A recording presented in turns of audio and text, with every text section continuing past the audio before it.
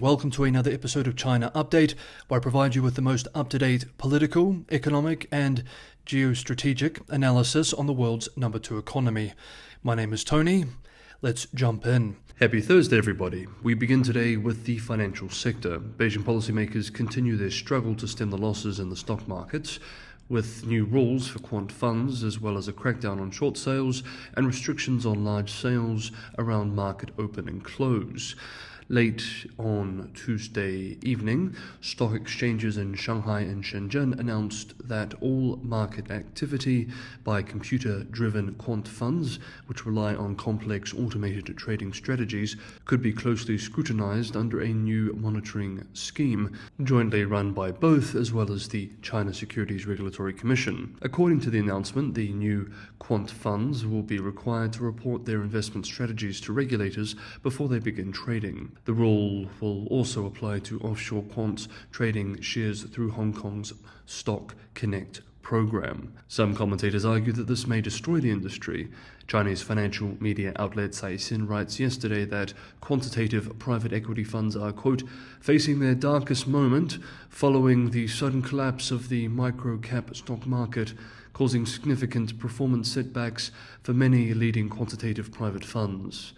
End quote. These products, the outlet adds, indeed have redemption hard constraints, and after the damning effect of not being able to close the positions, there is an objective need for passive liquidation.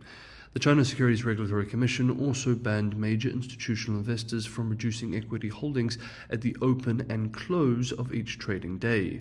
Quote, part of the government's most forceful attempt yet to prop up the nation's $8.6 trillion stock market. End quote, in the words of US-based Bloomberg. These moves will likely not help reassure foreign investors, of course, who, new data show, continue to flee the country in high numbers. According to data released yesterday by the People's Bank of China, foreign entities owned 2.8 trillion yuan, $390 billion of onshore Chinese equities at the end of last year. That was down 13% year on year, and marked a drop of almost 30% from the peak at the end of 2021. We note that bonds held by overseas entities rose almost 8%. While we are here, we also note that party mouthpiece, The People's Daily, has been publishing a commentary series titled Actively Cultivate a Financial Culture with Chinese Characteristics.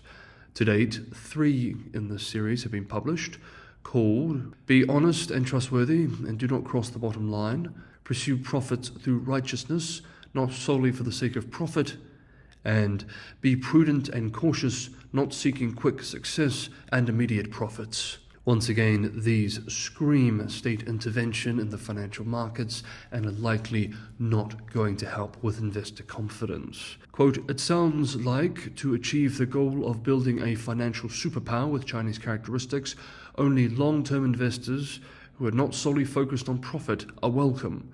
Policymakers need a functioning, healthy capital market to help fund their sci-tech, self-reliance goals.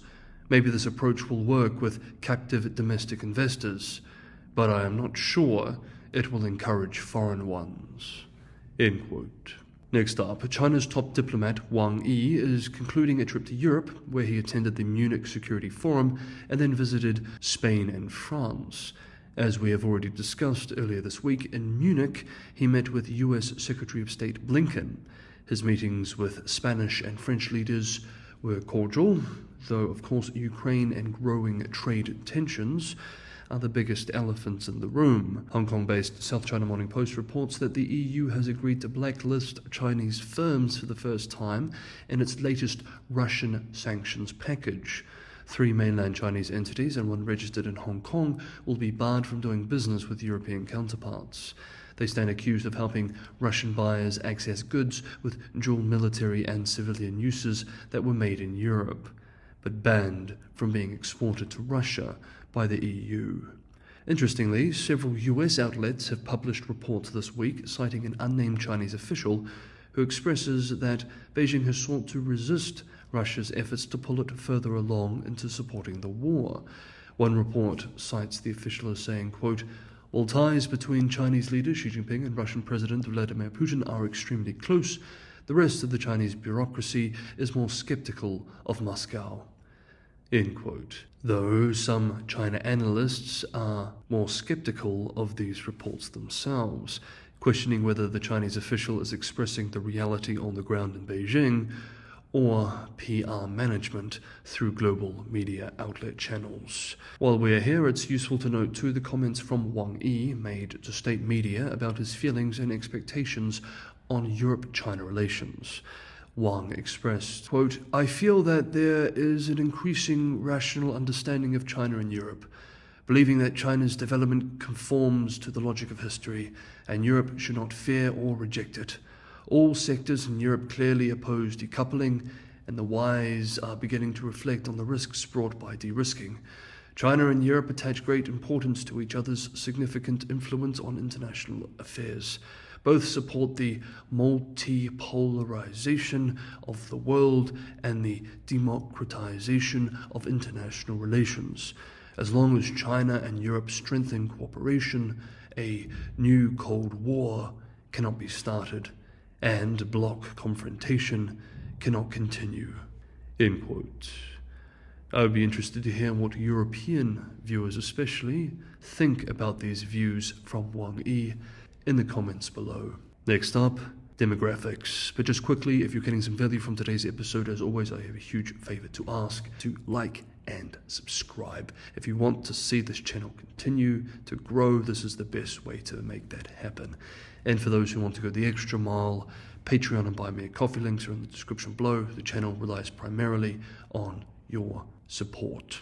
Thank you so much, everybody. As always, let's continue. Back in 2021, several high-profile demographers and economists established the Beijing-based Yuhua population research think tank to advocate policies to help China navigate its demographic crisis. Yesterday, Wednesday, it published a new report called China's Childbearing Cost Report 2024, discussing how high childbearing costs depress fertility and suggested policies to address the costs.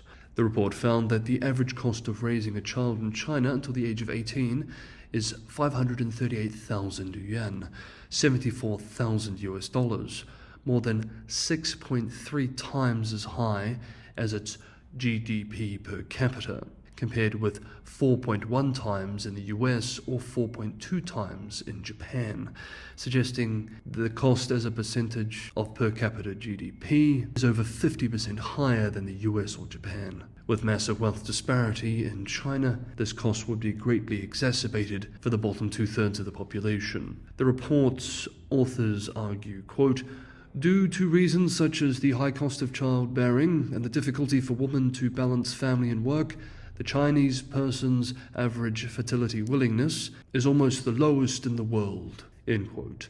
Fertility willingness, which the report is referring to here, is defined as what people see as their ideal number of children, which in China, the report finds, is less than 2.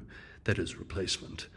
The report concludes, quote, "High childbearing costs are one of the most significant negative factors affecting the fertility intentions of childbearing age families. Therefore, it is urgent for the national level to introduce policies to reduce the childbearing costs of childbearing age families as soon as possible. Specific measures include cash and tax subsidies, housing subsidies, the construction of more nurseries, providing equal maternity and paternity leave, introducing foreign nannies, promoting hybrid work, protecting the reproductive rights of single women, allowing assisted reproductive technologies, and reforms in college entrance examination and the education system." End quote. These are easier said than done, of course. Plus, many demographers would likely argue at this point that much of this is just too little, too late. Okay, that is today's episode of China Update. Thank you so much, everybody, for watching. Have a wonderful Thursday, and I will see you all tomorrow.